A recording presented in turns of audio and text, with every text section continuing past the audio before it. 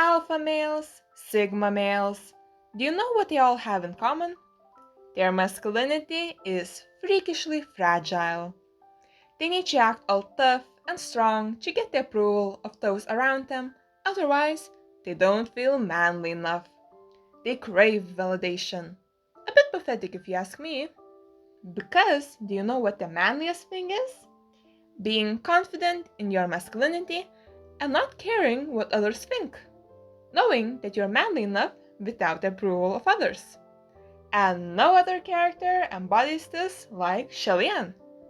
Let me give you two descriptions of him. The first one goes like this. Indomitable to the point he couldn't control his own powers. Each step would shake the mountains. One step to go 1,000 miles, one step to ascend to the heavens. The strongest martial god, who ascended to godhood at the age of 17, after dedicating his entire life to martial arts. The only known person who ascended to godhood 3 times. At the height of his popularity, the number of temples and worshippers he had was second only to the god who was in charge of heaven. Because of his good looks, many women also worshipped him. Even with his power sealed, not many gods could match him. He was able to beat 33 of them all at once, with only a stick. With his power sealed, he is powerful enough to kick down walls, stop a bone dragon mid-charge with a single finger, and pulverize a person's organs without leaving external injuries. When a god challenged him to a duel, he refused and said plainly, "Fight me, and you will for sure die." And here is the second description. The laughingstock of the three realms, the infamous weirdo, a trash god who collects scraps and busks for a living. Everyone can walk all over him, and he won't do anything about it. He's just a cute little trash collector. And that is Xie Lian in a nutshell. Both of these descriptions fit him at the same time, and that's the beauty of his character. Even with his powers sealed, he is strong enough to beat up almost everyone in the book. He knows how strong he is and sees no reason to prove it to others. Call him the laughingstock of the three realms, the infamous freak, the jinx, the outcast, and so on. He won't care. That doesn't mean he can't argue back. Xie Lian knows exactly how to put Qirong in his place. For context, Qirong is the only one of the 4 ghost kings who hasn't reached supreme level, Savage being below supreme. This is how Xie Lian responds to Qirong's insults. Xie Lian smiled. "I am quite a failure, not like cousin. Already a savage after 800 years. Xie Lian knew way too well how to put Qirong down. Next to him, Hua Cheng snorted, and Qirong's face darkened. And even though Xie Lian doesn't care how others talk about him, try saying something rude about the people he cares about, and you're entering a world of pain. Xie Lian didn't care what Qirong said about him, but the moment he insulted Hua Cheng, Xie Lian punched him so hard that blood flew everywhere, and it took Qirong a long while before he could make any sound. Later in the story, Qirong was again yelling about Hua Cheng. So Xie Lian shoved a chilling, glistening, bloody butcher's knife into Qirong's mouth, and with a smile asked, What are you yelling about?" Almost everyone in the book sees Xie Lian as this weak, little, goofy guy. That doesn't mean Xie Lian can't be terrifying when he wants to. One time he got a hostile group of people to kneel in front of him just by ordering them to do so. I don't know many other characters who possess such presence and authority to achieve such a task and still choose to ignore when others are making fun of them. Xie Lian knows that he is strong enough to stop a charging bone dragon with only a finger, and then use the bone dragon to whack 3 other bone dragons out of the sky. Why should he care if others don't notice and mock him for being weak? And his pacifism isn't because he dislikes fighting. On the contrary, he is obsessed with martial arts. You need to have a few screws loose to become a martial god after all. During a fight, he will compliment how beautiful the enemy's moves are. He absolutely adores swords, and he won't miss a chance to talk about swordsmanship and will explain to others how they can improve theirs. Even though others might think that he is a harmless weirdo, Xie Lian isn't afraid to fight dirty. During his duel with Lang Chanchu, he uses Roya to ambush him and tie him up.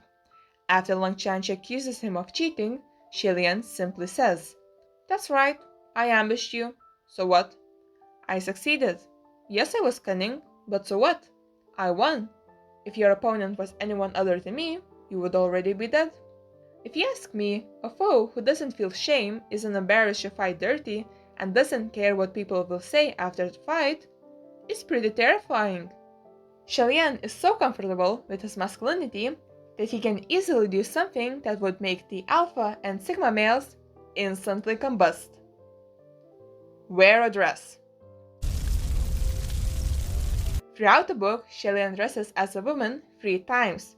The first time to help catch a ghost who was killing brides, and the second to catch a ghost who was feeding on pregnant women's fetuses. Our man dressed as a woman to help women. Absolute king. The third time wasn't as noble. He pretended to be a woman, changing her clothes to escape some cultivators. But it shows that he has no problem wearing a dress. I want to point out something I just realized.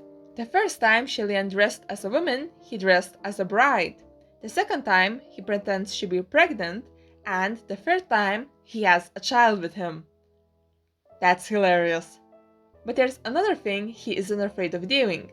When he goes to Ghost City for the first time, a prostitute approaches him. Xie Lian tries to decline, and everyone around them starts laughing, saying that the woman is too ugly. So, instead of just leaving and letting the woman get mocked, he says that he is declining not because he doesn't find her attractive, but because he has a problem. He can't get erect. Which is a lie, obviously. He says such a thing in public to protect a woman's dignity and lets people mock him instead. If that's not manly, then I don't know what is. He later says the same thing while trying to make a eunuch feel better. I really like this part from the Lang Chanchu fight. "How can this count?" Lang Chanchu shouted. "When I said fight to the death, obviously I meant using a sword to fight. Use a sword if you're a man.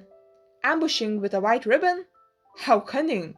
He really thought the sword was the best of all weapons and didn't think much of his words, but it totally sounded like he was a male official who was prejudiced against using white silk bands. But Xie Lian didn't care whether he acted like a man or not. He'd cross-dressed before and hung the words "I can't get erect" on his lips. Nothing could get to him. A man who doesn't get offended when called out for not acting manly? Love it. Xie Lian, being the powerhouse that he is also very kind. He gave the last of his food to a starving kid, Banya, and basically adopted her. He protected Xiaoying from a group of men and did many more kind things. When I think of a man who is confident in his masculinity, I think of Xie Lian. He is freakishly strong enough to wipe out an entire country, can be so intimidating that enemies kneel before him, is a master swordsman, and is so good looking that women pray to him for his looks alone. And at the same time, he's very kind. He doesn't care what people say about him, but he will protect others. He doesn't get offended when called not manly enough, and will protect the dignity of a woman he had just met, even if it means getting mocked by others. Xie Lian for president, everyone. Or maybe not. Ruling a country isn't one of his strong suits. And you know what else is super manly? You hitting that subscribe button. In all seriousness, thank you all so much for the 1000 subscribers. It means so much to me. You're all amazing. See you in the next video. Bye!